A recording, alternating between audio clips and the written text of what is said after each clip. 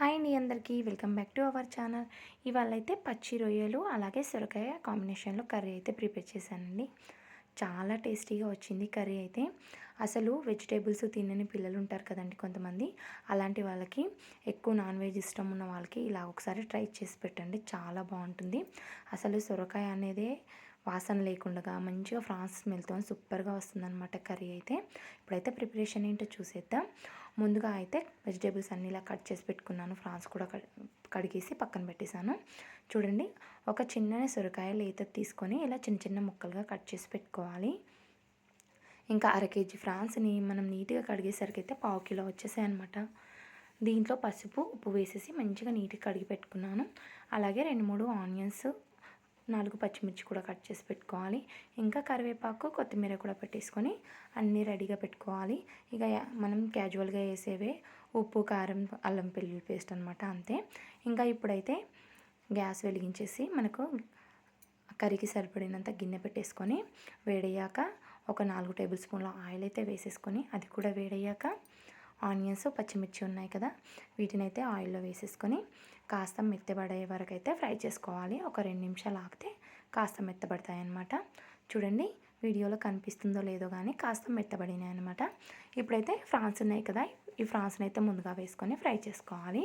దీంట్లో కొంచెం సాల్ట్ కూడా వేస్తున్నాను, ఎందుకంటే ఆయిల్లో ఫ్రై అవుతే కొంచెం సాల్ట్తో ఉంటే కొంచెం ఫ్రాన్స్ అనేవి టేస్టీగా ఉంటాయి అనమాట. మనం ఖాళీగా సాల్ట్ వేయకుండా అలాగే ఫ్రై చేస్తే కొంచెం సప్పగా అనిపిస్తుంది అనమాట కర్రీ తినేటప్పుడు.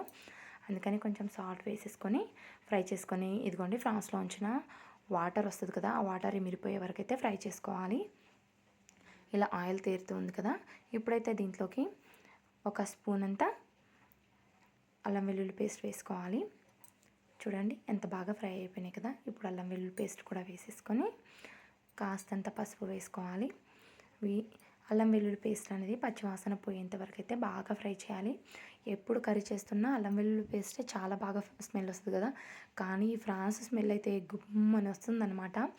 ఈ ఫ్రాన్స్ ఫ్రై చేసేటప్పుడు అయితే నోట్లో నీళ్ళు ఊరిపోతున్నాయి. ఇక ఇప్పుడైతే కొంచెం కరివేపాకు కూడా వేసేసుకొని మరో 2 నిమిషాలు ఫ్రై చేసుకున్న తర్వాత ఇప్పుడు మనం కట్ చేసుకున్న సొరకాయ ముక్కలు ఉన్నాయి కదా, వీటిని కూడా వేసేసుకొని మంచిగా కలిపేసుకొని ఒక 2 నిమిషాల పాటు అయితే మనం మూత పెట్టేసుకొని మగ్గనిద్దామండి. ఈ సొరకాయలోంచి వాటర్ అనేవి బాగా ఊరుతాయి అన్నమాట. చూడండి, ఇదిగో చూసారా, సొరకాయలోంచి వాటర్ అనేవి ఊరడం స్టార్ట్ అయిపోయినాయి అనమాట. ఇప్పుడు ఒకసారి తిప్పేసుకొని మంచిగా మూత పెట్టేసుకొని ఒక 5 నిమిషాల పాటు చిన్న మంట మీద మగ్గనివ్వాలి. చూసారా, ఒక 50% అయితే మంచిగా మగ్గిపోయింది కదా. ఇప్పుడైతే మనం తినేదాన్ని బట్టి కారం, అలాగే ఇంతకుముందు సాల్ట్ వేసాను కాబట్టి మరి కొంచెం సాల్ట్ వేసుకుంటున్నాను. ఇంకా మనం మసాలాలు అవి ఏం వాడాల్సిన అవసరం లేదు దీంట్లోకి. ఇప్పుడు కారం ఉప్పు మంచిగా పట్టేలాగా కలిపేసుకోవాలి. ఇలా మంచిగా కలిపేసుకొని దీంట్లోకి వాటర్ కూడా యాడ్ చేయాల్సిన అవసరం ఏం లేదండి. ఈ సొరకాయలోంచి వచ్చే వాటర్తోనే మంచిగా ఉడికిపోతుంది అనమాట కర్రీ అనేది. చూసారా, ఫ్రాన్స్కి ఎంత బాగా కారం ఉప్పు పట్టిందో. ఇప్పుడైతే మూత పెట్టేసుకొని మంచిగా ఒక 5 to 10 మినిట్స్ అయితే మధ్య మధ్యలో కలుపుకుంటూ బాగా మగ్గనివ్వాలన్నమాట. చూసారా, ఇలా ఆయిల్ తేరుతూ ఉంది కదా, ఇప్పుడైతే మనకైతే కర్రీ అనేది సూపర్గా రెడీ అయిపోయింది. అసలు ఇలాగా మూత ఓపెన్ చేయగానే ఆ వాసనకైతే నోట్లో నీళ్ళు ఊరిపోతున్నాయి అనమాట. అంత స్మెల్ చాలా బాగా వస్తుంది. ఇంకా రెడీ అయిపోయింది కదా, ఇప్పుడైతే కొత్తిమీర వేసేసుకొని కలిపేసుకొని తినేయడమే అనమాట. మనకు కానీ పిల్లలకు కానీ చాలా బాగా నచ్చుతుందండి. ఒకసారి ట్రై చేసి చూడండి. అసలు సొరకాయ కర్రీ తినని వాళ్ళకు కూడా ఇలా చేసి పెట్టారంటే లొట్టలు వేసుకుంటూ తింటారనమాట. ఇంకా ఇప్పుడైతే రెడీ అయిపోయిందనమాట కర్రీ అయితే. దించి మనం సర్వ్ చేసుకొని తినడమే.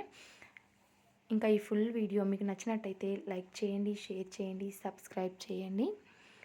ఇంకా మన ఛానల్ని సపోర్ట్ చేయండి. కర్రీ అయితే రెడీ అయిపోయింది. ఈరోజు నేను చపాతీలు అయితే చేశాను అనమాట. సూపర్గా ఎంజాయ్ చేస్తూ తిన్నారు పిల్లలైతే.